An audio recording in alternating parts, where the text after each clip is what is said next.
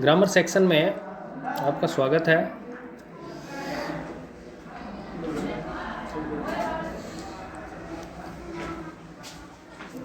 इसमें फर्स्ट जो आपका आएगा क्वेश्चन वो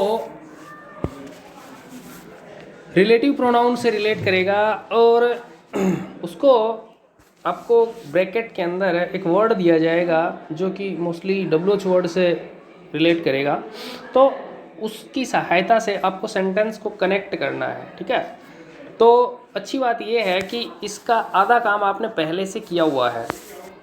ठीक है, तो आप पूछ सकते हैं कैसे। तो ये WH वर्ड हैं, इनको आपने रिश्तेदार बना रखा है पहले से। तो ये WH वर्ड हैं, ये सारे आपके फ्रेंड बने हुए हैं, रिश्तेदार बने हुए हैं। तो आपको इसी तरीके से काम में लेना है। एक लाइन याद रखो, WH वर्ड जिस चीज़ को पूछने के लिए आता है उसी चीज़ को जोड़ने के लिए आता है। बस ये इनका मंत्र है और इस मंत्र से ये सारे के सारे आपके वश में आ जाएंगे। जैसे एक उदाहरण लेके बताता हूँ मैं। जो हु है, वो हु जब क्वेश्चन करता है तो सब्जेक्ट पूछता है। किसको पूछता है? सब्जेक्ट को। तो आप समझदार हैं तो ये समझ जाएंगे कि यदि WH वर्ड सब्जेक्ट को पूछता है तो कनेक्ट भी किसको करेगा? सब्जेक्ट को। ठीक है, हुम है, हुम क्वेश्चन करता है तो पूछता है इनडायरेक्ट ऑब्जेक्ट को। ठीक है, तो कनेक्ट भी इसी को करेगा। वाई रीजन या पर्पज़, तो ये कनेक्ट भी इसी को करेगा। हुज है, वो रिलेशन या पजेस पूछती है तो ये कनेक्ट भी इसी को करेगी। तो अब इसका मतलब आधा काम आपका पहले से तैयार है। अब आप देखते हैं किस तरीके से इसको कनेक्ट किया जाए। तो अब देखिए कि इसमें सब्जेक्ट कौन है। पहला सब्जेक्ट तो ये रहा आपका हनुमान मून। ठीक है, और दूसरा आपका ही है। ठीक है, हु से कनेक्ट करना, ये आपको पता है कि जोड़ेगा सब्जेक्ट को। तो आप किस तरीके से कनेक्ट करेंगे? आप कहेंगे कि इसके जगह पे आप रख देंगे हु। ठीक है, और फिर ये जो आपकी लाइन है ये इसके सब्जेक्ट के बाद आ जाएगी। ठीक है, और आप कहेंगे Hanuman moon who teaches us science. ठीक है, फिर यहाँ बाकी का जो बचा हुआ मैटर है वो कहाँ चला जाएगा? यहाँ चला जाएगा। सेंटेंस बन जाएगा Hanuman moon who teaches us science is our class teacher. Clear है? सिंपल सी बात है। सब्जेक्ट को कनेक्ट करने के लिए आएगा तो सब्जेक्ट को हटा के उसकी जगह हु रख देंगे और उसको कनेक्ट कर देंगे। इसी तरीके का आइडिया आप हुम में लगाएंगे। अब आपको पता है कि हु सब्जेक्ट को जोड़ रहा था तो हुम किसको जोड़ेगा? Indirect object. आप ढूंढेंगे भाई इनडायरेक्ट ऑब्जेक्ट कहाँ है, तो आप देखेंगे यू सा हर, ये इनडायरेक्ट ऑब्जेक्ट हो गया। हटाओ, इसको हटा दिया। इसकी जो है वो रिप्लेसमेंट कौन देगी? हुम देगी। किस तरीके से देगी देखिए। Look she is Saroj Lamba. ठीक है, अब इसी को कनेक्ट करेगा ना, तो यहाँ लिख दीजिए हुम। क्या लिख दीजिए? हुम। तो हो जाएगा look she is Saroj Lamba whom you saw in the market yesterday. Whom you saw in the market yesterday. Clear है? अब देखिए वाई से कनेक्ट करना है तो वाई कनेक्ट किसको करता है? तो जिसको पूछेगा उसी को कनेक्ट करेगा। तो ये कनेक्ट करता है रीजन या पर्पज। रीजन या पर्पज को कनेक्ट करता है। तो ऐसा कुछ आपको मिलेगा। ठीक है, तो जैसा मिले उसको आप कनेक्ट कर दें। सिंपल सी बात है। अब देखो इसमें इन दोनों में से आपको क्या मिल रहा है? देखिए ध्यान से देखो, इसमें तो पकी पकाई खीर मिल गई आपको, बड़े खुश हो गए आप तो, लकी है ना। कैसे मिल गई? देखो इसमें सीधा इसने दे दिया रीजन। ठीक है, तो इसी को कनेक्ट कर देगा। This is the reason why I never help him. Why I never help him, तो यहाँ वाई कनेक्ट कर दो, बस उत्तर सही है। उसी तरीके से हुज को कनेक्ट कर रहा है तो हुज किसको करता है? रिलेशन या पजेस को। तो यहाँ आप किसको रख देंगे? हुज को। बन जाएगा oh this is the book whose writer is my friend. This is the book whose writer is my friend. ये इस तरीके से आपको करना है। तो एक बार दोबारा बता देता हूँ कि WH वर्ड से जब भी आप कनेक्ट करें, रिलेट करें, जोड़ें, तो आप ये ध्यान में रखें कि WH वर्ड जिसको पूछने के लिए आता है उसी को जोड़ने के लिए आता है। उदाहरण आपने कर लिए और इसी तरीके से आपको एग्ज़ाम में कनेक्ट करने हैं और इजीली आप कर लेंगे।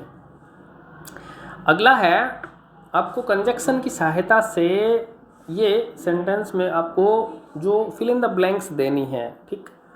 तो जैसे फर्स्ट हम करने की कोशिश करते हैं, तो आपको एग्ज़ाम में किस तरीके से करना है वो आपको सीखना है इसमें। तो Nirmala ma'am is blanks good teacher blanks a nice human being. 2 blanks दे रखे हैं, ठीक है। तो ये 2 ब्लैंक्स आते हैं, इनमें हमेशा कोई ना कोई कंपाउंड कंजक्शन आती है। कौन सी आती है? Compound conjunction. तो इसमें 2 दे रखे हैं, नाइदर नोर, नाइदर नोर। तो नाइदर नोर का यूज़ या नॉट ओनली बट आल्सो का यूज़ कर सकते हो। तो इसमें 2 चीज़ें हैं, एक तो गुड टीचर और एक है नाइस ह्यूमन बीइंग, यानी पॉजिटिविटी शो करता है, ठीक है। तो आप कर देंगे नॉट ओनली, ये तो फर्स्ट ब्लैंक में रख देंगे और ये किस में रख देंगे? सेकंड ब्लैंक में। तो बन जाएगा Nirmala ma'am is not only good teacher but also a nice human being, ठीक है। नाइदर नोर का यूज़ कब होता है? नाइदर नोर का यूज़ होता है कि he is neither A player nor a student. He is neither A player nor a student, न तो वो प्लेयर है न ही स्टूडेंट, ठीक है। तो नॉट ओनली बट आल्सो का मतलब दोनों है, वो केवल अच्छी टीचर ही नहीं है बल्कि अच्छी ह्यूमन बीइंग भी है, ठीक है, यानी पॉजिटिविटी है। निगेटिविटी में कि क्या कहेंगे कि न तो वो अच्छा प्लेयर है और न ही अच्छा स्टूडेंट है। तो इसमें किसका प्रयोग हो जाएगा? नाइदर नोर का। क्लियर। अगला है हिमालय, हाई और क्लाइंब, ये दे रखा है। तो इसका मतलब है कि हिमालय है वो चढ़ने के लिए बहुत ऊंचा है, या हम दूसरे वर्ड में कहें चढ़ा नहीं जा सकता। तो बेटा एक ट्रिक है, सीधी सी बात है कि सो दैट जब आप लगाओगे तो आपको दैट के बाद कंप्लीट सेंटेंस चाहिए, यानी दैट के बाद पूरा सेंटेंस चाहिए, ठीक है। यदि ये होता हिमालय इज़ हाई, फिर आगे होता I can not climb it, इसका मतलब पूरा वाक्य होता, तब तो आप लगाओगे सो दैट, ठीक है। और टू कब लगेगा? जब कंप्लीट सेंटेंस नहीं है। इससे भी एक सिंपल ट्रिक है कि जब सेकंड ब्लैंक्स के बाद नोट है तब तो आप लगाओ सो दैट। ध्यान से सुनो, सेकंड ब्लैंक के बाद नोट है तब तो आप लगाओ सो दैट, ठीक है। और यदि नहीं है तो आप लगाओ टू, ठीक है। जैसे इसमें ये ब्लैंक आ गया, ब्लैंक के बाद नोट नहीं है तो आप क्या लगा दो? टू लगा दो, बस। दोनों में से कोई सी भी ट्रिक यूज़ कर लो, अपना मकसद है अपना उत्तर सही होना चाहिए। तो इसमें नोट नहीं है या आगे दूसरे ब्लैंक्स के बाद कंप्लीट सेंटेंस नहीं है तो सीधा लगा दो Himalaya is too high to climb, too high to climb. Himalaya इतना ऊंचा है कि चढ़ा नहीं जा सकता, सिंपल सी बात है। अगला देखिए, success demands hard work dedication. देखो हार्ड वर्क जानते हो अच्छे से क्या होता है? मेहनत। डेडिकेशन क्या होती है? समर्पण। तो अब बताइए कि सक्सेस को चाहिए, है ना, सिंपल सा एक अर्थ लेते हैं। तो यट का जो होता है वो होती है निगेटिविटी। क्या होती है? निगेटिविटी। हिंदी में कहते हैं फिर भी, यानी उसने बहुत मेहनत की फिर भी उसको सफलता नहीं मिली, तो उसमें यट आएगा, ठीक है। एंड आप जानते हो अच्छे से कि दो को कनेक्ट करने का काम करता है और के अर्थ में। बोथ एंड का मतलब होता है दोनों शामिल। जैसे both Ram and Shyam go to school, Ram और श्याम दोनों स्कूल जाते हैं, ठीक है। तो इसमें भी दोनों को इंक्लूड करनी है आपको, देखो ध्यान से, है ना। तो दोनों को इंक्लूड करनी है तो आप लगा देंगे बोथ एंड। अर्थ हो जाएगा कि success demands both hard work and dedication, बन जाएगा आराम से। ये जो पॉइंट्स आपको बताए गए हैं ये आप अच्छे से नोट कर लें और इनको ध्यान रखें, क्योंकि एग्ज़ाम में आपके पास यही चीज़ें होंगी जो आपको बताई जा रही हैं। इसके अलावा आपको वहाँ केवल इन पॉइंट्स के सहारे ही आंसर करने हैं। अगला देखिए, डू यू लाइक, ठीक है। अब आप कहेंगे एज, तो एज का मतलब होता है जैसे। क्या मतलब होता है? जैसे या जैसे कि, है ना। और इफ़ आप जानते हो, इफ़ का मतलब होता है यदि यानी कंडीशन देता है, यदि यानी कंडीशन, ठीक है। जैसे कि यदि तुम कहोगे तो मैं तुम्हारी हेल्प करूँगा, तो कंडीशन हो गई। वो हेल्प कब करेगा? जब तुम कहोगे। और सो मतलब होता है परिणाम, कि बहुत ज़्यादा गर्मी पड़ रही है, इसलिए तुम घर चले जाओ, इसलिए तुम घर चले जाओ। हाँ, तुम बड़े खुश होते हो घर जाने के नाम से। तो ये इस तरीके की कंडीशंस रहती हैं, ठीक है। अब आप देखिए कि इसमें कौन सा सेंटेंस आता है। वैसे तो नॉर्मल सेंटेंस लिया हुआ है जो आपको नॉर्मली सुनने को मिलता ही है, do as you like, do as you like, जैसा तुम चाहो वैसा करो, डू एज यू लाइक, ठीक है। अब आपको ये देखना है एज ही क्यों आया, तो आप इफ़ नहीं रख सकते, कंडीशन थोड़ी होता है लाइक में, और शो परिणाम थोड़ी है, तो इसका मतलब क्या आएगा, इसमें एज आएगा। इस तरीके से आपको देखना है, ठीक है। नेक्स्ट अगला जो आप चैप्टर लेने जा रहे हैं वो चैप्टर है, इसी ग्रामर से रिलेट करता है। इसमें फिर भी कोई दिक्कत रह जाए, समझ में नहीं आए, तो आप तुरंत मेरे को कमेंट करके पूछ सकते हैं, या जो व्हाट्सअप नंबर चैनल पर हैं वहाँ आप व्हाट्सअप कीजिए, मैं आपको तुरंत जवाब दूंगा। मकसद यही है कि आपको सच्ची और पूर्ण सफलता मिले और अच्छे मार्क्स मिलें, ये मेहनत तभी सफल हो पाएगी। इसके बाद अगला जो हम चैप्टर लेंगे वो चैप्टर है, वो ग्रामर से रिलेटेड करता है, और इसको आप कोशिश करें कि बहुत अच्छे से समझ में आ जाए। देखिए, ये आपको पता ही है कि लगभग इसमें प्रीपोजिशंस पूछ रखे हैं, उन प्रीपोजिशंस को आपको बहुत ही ध्यान से और अच्छे से समझना है।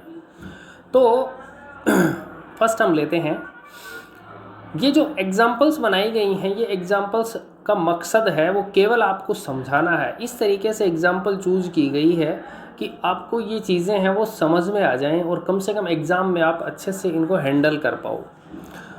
तो इसको फर्स्ट हम एग्जाम्पल को समझने की कोशिश करते हैं बहुत ही अच्छे से। तो फर्स्ट थिंग है कि 3 आपको ऑप्शन दिए गए हैं, व्हाइल, आफ्टर, बिफोर। तो व्हाइल, आफ्टर और बिफोर का यूज़ कैसे कैसे होता है। तो पहले तो सीधी बात है कि राष्ट्रभाषा है, तो हिंदी में हम समझने की कोशिश करेंगे, और हिंदी ही समझ में आएगी, अभी तो इतना ही टाइम बचा हुआ। तो व्हाइल का तो अर्थ होता है दौरान, यानी कोई काम हो रहा है उसके दौरान, ठीक है। और आफ्टर का मतलब होता है कि एक पॉइंट ऑफ टाइम दिया गया उसके बाद, ठीक है। जैसे भी अब कहा जाए कि भी डॉक्टर है ना, डॉक्टर के आने के बाद इलाज शुरू हुआ, है ना, तो डॉक्टर का आना पॉइंट ऑफ टाइम हो गया, उसके बाद इलाज शुरू हुआ। और बिफोर कहा जाए कि भी डॉक्टर आने से पहले ही मरीज मर गया, तो ये क्रिया पहले हो गई, तो यहाँ आएगा बिफोर। तो इन तीनों को आपने समझ लिया। व्हाइल कब आती है, व्हाइल आती है दौरान, यानी ड्यूरिंग, ठीक है। आफ्टर टाइम ऑफ, जो पॉइंट ऑफ टाइम दे रखा है उसके बाद की यदि घटना है, टाइम शो करना, तो आफ्टर आएगा। और उस पॉइंट ऑफ टाइम से पहले का यदि आपको टाइम देना है तब बिफोर आएगा। अब देखिए ध्यान से, हम एग्जाम्पल में एम्प्ली करते हैं इसको। देखो, I was sleeping, someone knocked at the door, मैं सो रहा था तो किसी ने दरवाज़ा खटखटाया, ठीक है। तो इसका मतलब इस दौरान, या इसके बाद, या इससे पहले, सिंपल है, ठीक है ना। तो इस तरीके से हम कह सकते हैं कि इसमें क्या आएगा, व्हाइल आएगा। फिर इसके बाद में सेकंड है, सेकंड ऑप्शन इसी तरीके से चूज करते हुए चलेंगे आराम से, कोई दिक्कत नहीं है। कि आप देखिए कि इसमें 3 ऑप्शन दे रखे हैं, फार, फ्रॉम और सिंस, ठीक है। तो आप कहेंगे कि जो यहाँ the next session in the school starts 1 जुलाई, तो टाइम से रिलेटेड पूछ रखा है। तो 4 है, 4 के हम देखते हैं कि भी 4 में कौन कौन सी चीज़ें आ सकती हैं। तो 4 में है, 4 में आप कहेंगे कि 4 प्लस टाइम जो आता है ना, वो कंटिन्यूटी में आना चाहिए, ठीक है। सिंस या 4 प्लस टाइम आती है वो कंटिन्यूटी में आनी चाहिए, और परफेक्ट जो कंटिन्यूस होते हैं उनमें इसका यूज़ किया जाता है।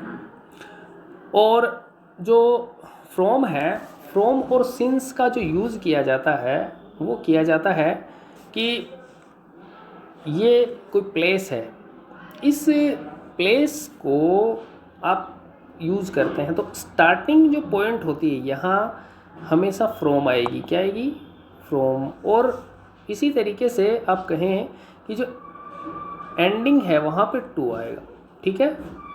तो ये टाइम और दोनों, जिस स्थान से आपने शुरू किया वहाँ फ्रॉम लगा दीजिए, यहाँ ख़त्म किया वहाँ टू लगा दीजिए। उसी तरीके से, इस तरीके से स्टार्टिंग फ्रॉम और एंड में टू। क्लियर है? अब बचा सिंस या फॉर। तो सिंस या फॉर है तो उसमें आप कहेंगे कि पॉइंट ऑफ टाइम यदि होती है, पॉइंट ऑफ टाइम का मतलब होता है कि जब कोई भी जो टाइम है उसका पॉइंट दिया जाए तब तो आएगा सिंस, यानी point of time. Point of time के लिए सिंस आएगा और फोर आता है पीरियड ऑफ टाइम के लिए, पीरियड ऑफ टाइम। ऐसे समझ में नहीं आए तो सीधा सा याद रख लीजिए कि यदि टाइम की अवधि दी गई है, अवधि का मतलब होता है कि एक पीरियड दिया गया है, तो उसमें तो हमेशा यूज़ कीजिए फोर का, और यदि पॉइंट ऑफ टाइम दिया गया है तब यूज़ कीजिए सिंस का। जैसे 4 बजे घड़ी का टाइम है ना, या फिर आपको कहा जाए 1999 साल है, तो ये पॉइंट ऑफ टाइम है। उसी तरीके से जो पीरियड है, जैसे 4 घंटे, 2 घंटे, 2 साल, 5 महीना, तो ये सारे क्या हैं, ये एक अवधि है। तो इसके लिए अवधि के लिए फोर आएगा और पॉइंट के लिए क्या आएगा, हमेशा सिंस का प्रयोग किया जाएगा। और इसकी एक ट्रिक भी है, सिंपल सी ट्रिक है कि यदि दिया गया समय है वो प्लूरल बन जाए तब तो आप उसको मान लीजिए कि ये पीरियड ऑफ टाइम है। यदि दिया हुआ समय प्लूरल नहीं बन रही है तब इसका मतलब ये पॉइंट ऑफ टाइम है। जैसे कि आपको टाइम डे में दे रखा है तो डे का डेज बनेगा, इसका मतलब पीरियड है। लेकिन आपको जो दिया हुआ टाइम है वो दे रखा है 4 o'clock, 4 बजे, तो उसका कोई प्लूरल बनेगी नहीं, तो इसका मतलब वो पॉइंट ऑफ टाइम है। ये सिंपल सी ट्रिक है। क्लियर है? अब बात करते हैं क्वेश्चन की। तो क्वेश्चन है तो the next session in the starts, तो स्टार्ट सीधा ही प्रश्न दे रखा है इसने, तो आप स्टार्ट को देखते ही आप कर देंगे फ्रॉम। क्या कर देंगे? फ्रॉम। क्लियर है? आशा करता हूँ तीनों आपको समझ में आ गए होंगे। इसके बाद जो है वो अगला थर्ड देखते हैं, ऑफ, फ्रॉम और बाई। अब इसमें से आप फ्रॉम देख चुके हैं तो उसमें आपको दिक्कत नहीं होनी चाहिए।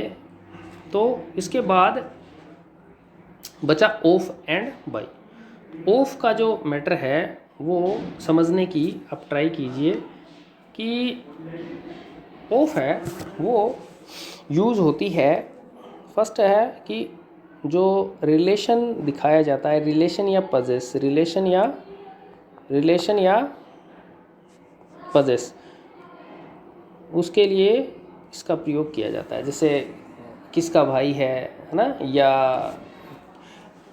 किसकी पेन है, किसका बुक है, इस तरीके से इसमें प्रयोग, जैसे बुक ऑफ राम या पिस्टल ऑफ रहीम, इस तरीके से।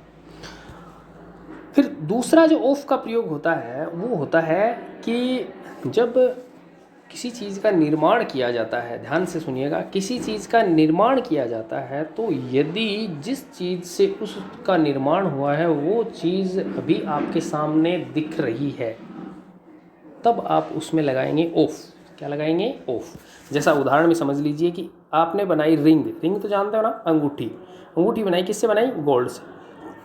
तो क्या गोल्ड अभी दिख रहा है क्या आपको? सोने की अंगूठी में सोना दिखता है, तो आप किसका प्रयोग कर देंगे? ऑफ का। क्लियर है? तो ये बात समझ में आ गई ना। लेकिन यदि जिस चीज़ से बनाया गया वो चीज़ अब दिख नहीं रही है ना, तो आप कहेंगे फ्रॉम। ठीक है? जैसे आप कहेंगे कि दही है वो दूध से बनता है, दही बनने के बाद दूध दिखेगा नहीं। क्लियर है? तो यहाँ किसका प्रयोग होगा? फ्रॉम का। याद हो गया होगा, इजी वे में है, कोई दिक्कत नहीं है। बाई का जो प्रयोग है वो बहुत से प्रयोग हैं बाई के। तो बाई है, बाई का जो मुख्य प्रयोग है वो मैं आपको समझाने की कोशिश करता हूँ यहाँ पे। तो बाई का जो प्रयोग है, बाई का प्रयोग एक तो होता है जो यात्रा के साधन हैं उनके साथ, कार को छोड़ दीजिए, 2 व्हीलर को छोड़ दीजिए, है ना, इनको छोड़ दीजिए, बाकी सबके साथ बाई का प्रयोग होता है। जैसे बाई एरोप्लेन, बाई रोड या बाई बस, है ना। और इसके अलावा बाई का जो प्रयोग होता है वो होता है, बाई यूज़ किया जाता है जब आप कहते हैं कि मेरी घड़ी में 4 बजे हैं, है ना, तो इंग्लिश कहेगी bye my watch, bye my watch. तीसरा इसका यूज होता है जब आप कहते हैं कि ये काम राम के द्वारा किया गया, ठीक है, या टीचर के द्वारा पढ़ाया गया, तो आप कहेंगे by the teacher, by the teacher, यानी डूअर के साथ बाय का प्रयोग किया जाएगा। स्पेशली पैसिव वॉइस में ये ऐसा आपको बहुत देखने को मिलेगा। इसके बाद बाय का प्रयोग किया जाता है पास में या बगल में के अर्थ में। जैसे आप कहते हैं कि जो मेरा घर है वो राम के घर के बगल में है, तो बाय राम्स हाउस, ठीक है। इस तरीके से बाय का प्रयोग किया जाता है। और बहुत ज़्यादा बाय के यूजेस हैं, मेनली यही यूज़ हैं, आपको यही याद रखने हैं। फिर हम आगे अगले ऑप्शन पे चलते हैं। इसमें 3 ऑप्शन दे रखे हैं। तो फर्स्ट जो ऑप्शन है वो है इन, सेकंड है ऑन, और अगला है ऑन टू। ये मैं समझाने के लिए आपको नेक्स्ट स्लाइड पे लेके चलता हूँ, तो आप थोड़ा सा ध्यान रखें वहाँ पर। तो इसमें आप देखेंगे अगली स्लाइड पर हम समझने की कोशिश करेंगे कि हम यूज़ करते हैं, यदि आपके पास एक निश्चित परिधि है, परिधि तो समझते ही हो, जैसे घर की बाउंड्री होती है ना, तो वो है, और उसके किसी चीज़ के अंदर होने का भाव हो, अंदर चाहे वो कुछ भी करे, लेकिन इस परिधि के अंदर स्कूल है, स्कूल की चारदीवारी है, घर की है, स्टेडियम की है, या जैसे ज़िले की है, राज्य की है ना, तो यदि उसकी सीमा है और उस सीमा के अंदर कोई चीज़ है, तो यहाँ पर इन का प्रयोग किया जाएगा। किसका प्रयोग किया जाएगा? इन का। क्लियर है? यदि कोई चीज़ है वो ये ए यहाँ पर है तो इसके लिए इन आएगा, ठीक है। यदि बी यहाँ पर है और वो इसके अंदर जाना चाहता है तो आप कहेंगे यहाँ इनटू आएगा। क्या आएगा? इनटू, बिकॉज ये मोशन करके अंदर जा रहा है, ये सीमा है, सीमा के अंदर कोई है, जैसे ए है तो ए के लिए इन आएगा। बी अंदर जा रहा है तब आप इसके लिए किसका प्रयोग करेंगे? इसके लिए आप इनटू का प्रयोग करेंगे, ठीक है। उसी तरीके से एक नॉर्मल सी चीज़ आपको बताता हूँ। अगला जो ऑप्शन है आपका, मान लीजिए ये कोई सरफेस है, ठीक है, एनीथिंग, कुछ भी मान लीजिएगा आप अपनी मर्ज़ी से, कुछ भी जो आपको अच्छा लगे वो मान लीजिए। यहाँ पर ए है, ठीक है, और यहाँ पर बी है, और यहाँ पर सी है, ठीक है। अब देखिए क्या अंतर है इसमें, ये ए है, ये इसके ऊपर ही सरफेस को टच कर रही है, तो यहाँ आप लगा दीजिए ऑन, ठीक है। ये बी इसके ऊपर है लेकिन टच नहीं कर रहा, तो यहाँ आप लगा दीजिए ओवर। सी भी इससे ऊपर है लेकिन है ये इसके जो इसकी ठीक ऊपर नहीं है, तो यहाँ आप लगा देंगे, क्या लगा देंगे? अब इस तरीके से आप किसी भी ऊपर की सिचुएशन को समझ सकते हैं। सरफेस टच कर रही है, ऑन आएगा। ऊपर है ना, लेकिन सरफेस टच नहीं हो रही तो ओवर आएगा। ऊपर है लेकिन पता नहीं है कि ठीक ऊपर है या नहीं है, तब आप लगा दीजिए अबव। तो ये इस तरीके से आप इनको समझ सकते हैं, ठीक है। अब दूसरा है कि मान लीजिए ये टेबल है, इस टेबल पर ये बॉल है ना, तो इस बॉल का टेबल के साथ संबंध ये है कि ये इसके ऊपरी सरफेस को टच कर रही है ना, तो यहाँ आप लगा दीजिए ऑन। क्या लगा दीजिए? ऑन, ठीक है। अब बिल्ली मौसी जी है यहाँ पर, ठीक है, यहाँ पर एक बिल्ली मौसी जी हैं, ऐसी होती है ना बिल्ली, ओहो गुड। तो ये बिल्ली जी हैं, ये बिल्ली जी का था क्या हो गया, उछल कूद करने का मन हो गया, और ये बिल्ली जी उछल कूद करके इस सरफेस पे चली जाती है, ठीक है। तो अब ये ऑन आएगा नहीं, अब आप कहेंगे कि ऑन टू आएगा। क्या आएगा? ऑन टू, क्योंकि मौसी जी है वो क्या करके गई हैं? जंप करके गई हैं, इसका मतलब विद मोशन गई हैं। कैसे गई हैं? विद मोशन गई हैं। तो इन चीज़ों का आप ध्यान रख लीजिए, फिर ये जो प्रीपोजिशंस हैं इसमें कोई गलती नहीं होगी, और आशा करता हूँ कि आपको समझ में आ गया होगा। अब हम अपने पिछले स्लाइड पे चलते हैं जिससे कि आगे के क्वेश्चन हैं वो हल किए जा सके। इसके बाद आपने देखा कि हमने कहाँ तक कर लिया था? हाँ शाबाश, तो हमने कर लिया था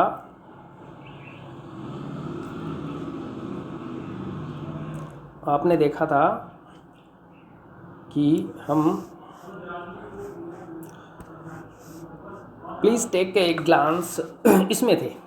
तो अब आप कहेंगे प्लीज़ टेक ए ग्लांस, जब मैटर की बात आती है, ग्लांस की बात आती है, तब आप कहेंगे ऑन द मैटर। क्या कहेंगे? On the matter. ठीक है। फिर है इनका तो आपको पता ही है, और ऑन टू है वो तो विद मोशन के लिए आएगा, है ना, तो इसलिए इसमें आएगा ऑन द मैटर। अगला व्हाट आर यू डूइंग। अब अलोंग विद और बाई को समझना है। बाई को आप लगभग समझ चुके हैं। इसके अलोंग विद और बाई को समझने के लिए हम अपनी नेक्स्ट स्लाइड पे चलते हैं। अलोंग विद समझनी है अपन को, तो अलोंग और विद के लिए हम आपको समझाने की कोशिश करते हैं। ये देखो दो सिचुएशंस हैं, ठीक है। अब यहाँ पे बात होती है साथ की। किसकी बात होती है? साथ की। कौन किसके साथ है? तो ए और बी साथ में है, ए और बी साथ में है, ये दोनों साथ में जा रहे हैं, ठीक है। अब बताइए कि ए और बी दोनों जा रहे हैं, साथ में जा रहे हैं, है ना, तो दोनों मोशन कर रहे हैं, दोनों एक साथ जा रहे हैं ना, तब तो आएगा विद। क्या आएगा? विद, ठीक है। अब कहा जाए कि ए है वो सड़क के साथ जा रहा है। किसके साथ जा रहा है? सड़क के साथ जा रहा है। क्लियर है? ए है वो, ये कहाँ जा रहा है? ए इस सड़क के साथ साथ जा रहा है। अब दोनों मोशन कर रहे हैं क्या? नहीं, अब ए ही मोशन कर रहा है, तो इसमें क्या आएगा? अलोंग आएगा। इस सिचुएशन में क्या आएगा? अलोंग आएगा, ठीक है। दोनों साथ में मोशन कर रहे हैं, दोनों साथ में जा रहे हैं, जैसे ए और बी जा रहा है, राम और श्याम जा रहा है, ठीक है। तब तो क्या कर देंगे आप? विद कर देंगे। लेकिन यदि रोड के साथ जा रहा है, नहर के साथ जा रहा है, या नहर के पास पास में पेड़ लगाए हुए हैं, ठीक है, या जो सड़क है उसके किनारे लाइट्स लगाई गई हैं, है ना, तो इसमें हमेशा क्या आती है? अलोंग आती है। क्लियर है? तो ये अलोंग और विद का आपको देखना है, ठीक है। उसी को आगे जारी रखते हुए हम अपने क्वेश्चन पर चलते हैं वापस से। अगला जो क्वेश्चन है वो आपको कहता है कि what are you doing this pen. तो पेन है वो लिखने का साधन होता है, और साधन में बेटा हमेशा ही विद आती है। साधन में हमेशा ही क्या आती है? विद आती है। जैसे लिखने के लिए पेन का प्रयोग होता है ना, और टीचर है वो मारने के लिए किसका प्रयोग करते हैं? अच्छा, नहीं करते, चलो कोई बात नहीं, करते थे डंडे का, है ना, तो विद स्टिक, ठीक है। तो जो भी किसी काम को पूरा करने के लिए जिस साधन का प्रयोग कर रहे हो उसमें विद का प्रयोग किया जाएगा, तो यहाँ पर विद का प्रयोग हो जाएगा। अगला देखो, अगला है you won't win the race you don't run fast, ठीक है। अब इस आपको पहले बता दिया गया था कि एज जो आती है वो किस चीज़ के लिए आती है, कि यदि आप कहें कि आप हैं जैसा, ठीक है, और यदि आप कहें कि कोई शर्त है या कंडीशन देता है, यदि का अर्थ देता है, तब आप लगाएंगे इफ़। सो लगाएंगे इसलिए या परिणाम दिखाने के लिए, इसलिए या परिणाम दिखाने के लिए, ठीक है। ये आपको पहले बता दिया गया था, इसलिए अगले पेज पे नहीं जा रहे हैं। अगला देखेंगे आपकी you won't win the race, आप रेस नहीं जीत पाएंगे। यू डोंट रन फास्ट, यदि तेज़ नहीं दौड़ते हो, तो ये क्या हो गई? ये तो सीधी सीधी शर्त हो गई ना, शर्त हो गई बेटा। तो क्या आएगा? शर्त के लिए इफ़ का प्रयोग किया जाएगा, तो यहाँ इफ़ आ जाएगा और आपका आंसर सही हो जाएगा। क्लियर है? तो यहाँ तक आपने क्लियर कर लिया। अगला देखिए, अगले में है switch on, put on, carry on. तो ये यहाँ इनको कहते हैं, ये फ्रेजल वर्ब्स होती हैं बेटा। क्या होती हैं? Phrasal verbs. तो इनमें पहली तो बात ये है कि ये बेटा किसी के जो है यदि नज़र में आई हुई है, यदि प्रैक्टिस किया हुआ है ना, तभी इनका यूज़ किया जा सकता है। वैसे ये अथाह सागर है, तो मैं आपको कुछ कोशिश करता हूँ कुछ बताने की, जितनी मैंने चूज़ की हैं वो आप समझ लीजिए। उनमें से आ जाए तो अपना लक है, वरना अपन ट्राई करेंगे और सीखने की। देखिए, स्विच ऑन का मतलब होता है कि आप किसी भी उपकरण को चालू करते हैं, है ना, तो वो बोलेंगे स्विच ऑन। ठीक है। पुट ऑन का मतलब होता है पहनना, जूते पहनो, कपड़े पहनो। ठीक है। कैरी ऑन का मतलब होता है जारी रखना। कैरी ऑन का मतलब क्या होता है? जारी रखना। तो स्विच ऑन का मतलब होता है किसी भी उपकरण को चालू करना। पुट ऑन का मतलब होता है पहनना, और कैरी ऑन का मतलब होता है जारी रखना। अब देखिए, इट्स वेरी हॉट टुडे, बहुत गर्मी है आज। Please the AC, please switch on the AC, please switch on the AC. समझ में आ गई बात? उपकरण है, उपकरण को स्टार्ट करने की बात है, गर्मी है तो एसी चालू की जाएगी, बंद थोड़ी की जाएगी। तो स्विच ऑन। इसी तरीके से देखिए, अगले ऑप्शन में आपके पास है पुटअप है, गेटअप है, गिव अप है, ब्रिंग अप है। तो आप देखो ध्यान से कि पुटअप का तो मतलब होता है रखना, है ना, कि किसी भी चीज़ को आप किसी के सामने रखते हैं, बात को उठाते हैं, तो पुटअप आता है। गेटअप का मतलब होता है उठना, जैसे सुबह उठते हैं। गिव अप का मतलब होता है त्यागना, छोड़ना। ब्रिंग अप का मतलब होता है पालन पोषण करना। ठीक है। तो अब देखो इसमें क्या आएगा, बैड हैबिट्स को क्या करना चाहिए? उठाना चाहिए, छोड़ना चाहिए, पालन पोषण करना चाहिए। आप कहेंगे गिव अप। ठीक है। तो आप क्या कर देंगे? Give up. ठीक है। सिंपल सी बात है, बस इसमें एक ये फंडा है कि हमारी कितनी प्रैक्टिस है, उसके अलावा इसमें कोई नियम कानून कायदे नहीं लगते हैं। सीधी सी बात है, जितने आपको याद है उतना आपको, आपके पास उसका खजाना है। अगला देखिए, ब्रेकअप। ये बहुत सुना होगा आपने, है ना? वैसे सुनना नहीं चाहिए आपको, लेकिन बहुत सुना होगा। फिर है ब्रेक डाउन या ब्रोक डाउन। ब्रेक डाउन मतलब होता है कोई मशीनरी है वो ख़राब हो जाए, है ना, तो उसमें ब्रेक डाउन का प्रयोग किया जाता है। ब्रेकआउट का मतलब होता है कि कोई भी चीज़ है वो अचानक से फैल जाए, जैसे आग फैल जाए, जैसे अभी सरिस्का में आग लगी हुई है ना, कोई समाचार है वो अचानक से फैल जाए, युद्ध छिड़ जाए, तो उसका मतलब ब्रेकआउट होता है। ठीक है। इस तरीके से इसका प्रयोग किया जाता है। अब देखिए, ब्रेकअप, है ना, ये अच्छी चीज़ नहीं है। फिर अब ब्रोक डाउन का मतलब होता है कोई चीज़ ख़राब हो जाए, है ना। और ब्रेकआउट का मतलब क्या होता है कि कोई चीज़ अचानक से फैल जाए। अब क्वेश्चन पे चलते हैं, ध्यान से देखिए। अनफॉर्चुनेटली माई कार यस्टरडे, तो दुर्भाग्य की बात है कि ये उपकरण है, दुर्भाग्य की बात है, इसका मतलब ख़राब हो गई, तो ये आ जाएगा broke down. Break down, broke down, यानी सेकंड फॉर्म आ जाएगी, क्योंकि यस्टरडे आया। ठीक है, क्लियर है। वैसे आप देखें तो ये भी एक तरीका है कि जब यस्टरडे आया तो इनमें से जो फॉर्म है वो पास्ट में है वही आएगी। तो ब्रोक डाउन ही अकेली ऐसी फॉर्म थी जो कि पास्ट में थी। यहाँ आप देखेंगे, यस्टरडे देख लिया आपने, यस्टरडे देखने के बाद आपको ये तो अंदाज़ा है कि भाई यदि यस्टरडे है तो पास्ट फॉर्म आनी चाहिए। ब्रेकअप पास्ट नहीं है, ब्रेक आउट पास्ट नहीं है, तो एक ही फॉर्म थी। ये भी एक तरीका होता है आंसर करने का। अगला देखिए, नीचे जो कुछ आंसर्स जो आपको दी गई हैं वो फिक्स्ड होते हैं। क्या था? Fixed preposition. ये आप याद करें, इसमें से आपको फ़ायदा होगा आगे भी और इस पेपर में भी। देखिए, एग्री के साथ दो प्रीपोजिशन आ सकती है, टू आ सकती है, विद आ सकती है। तो एग्री टू का तो मतलब होता है किसी मैटर पर एग्री होना। ठीक है। विद का मतलब होता है किसी पर्सन से आप एग्री करते हो, यानी किसी आदमी से एग्री करते हो तो विद आएगा, और किसी मैटर पर एग्री करते हो तब टू आएगा। फाइट विद, फाइट के साथ विद आता है, यानी किससे लड़ रहे हो उसके साथ विद आएगा। कंसल्ट विद आएगा। ठीक है। कंसल्ट ऑन का मतलब किसी मैटर पे आप यदि कंसल्ट कर रहे हैं तब तो ऑन आएगा, और यदि किसी व्यक्ति से कंसल्ट कर रहे हैं तो कंसल्ट विद आएगा। इंटरेस्टेड इन का मतलब जिस चीज़ में आपकी रुचि होती है, तो इंटरेस्टेड इन। फिर है मैरिड टू, मैरी के साथ हमेशा टू आता है। फिर है लाफ एट, लाफ के साथ एट आता है। सर्च फॉर, जिस चीज़ को ढूंढ रहे हो तो सर्च फॉर। पास थ्रू, ये याद कर लीजिए, पास शब्द आते ही, पास, पास्ड, पासिंग, पासेज, कुछ भी आ जाए तो आप थ्रू कर दीजिए।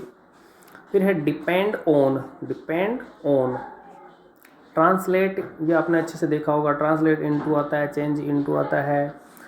ऑन लीव, ठीक है। लिव के यदि पूछे तो ऑन आएगा। सफ़र, ठीक है, जैसे कोई बीमारी है ना, तो बीमारी से जब जूझ रहा है या बीमारी से पीड़ित है तब तो आता है सफ़र।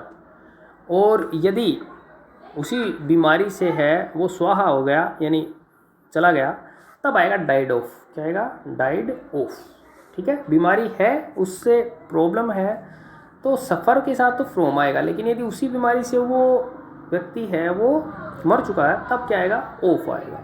और अगला है फॉन्ड ऑफ। तो ये कुछ फिक्स्ड प्रीपोजिशन इनको कहा जाता है। इनकी सहायता आप इस पेपर में ले सकते हैं। तो ये आज की जो सेकंड क्लास है वो कंप्लीट होती है। आशा करता हूँ कि आपको इसमें अच्छी जो कमांड है वो मिली होगी। आप इसको जो दोनों क्लासेस हैं इनको अच्छे से क्लियर करके जाएं। आपको मैं इंश्योर करता हूँ कि आपको पेपर में बहुत अच्छी सहायता मिलेगी और आप पेपर को कॉन्फिडेंटली हैंडल कर पाएंगे। Thank you, thanks a lot and best of luck for the paper. इसी के साथ एक सूचना और देना चाहूँगा कि ये जो फर्स्ट सेक्शन है, इस फर्स्ट सेक्शन को अच्छे से तैयार कर लीजिए। नेक्स्ट सेक्शन जल्दी ही आपकी सहायता के लिए चैनल के ऊपर उपलब्ध होगा। Thanks a lot.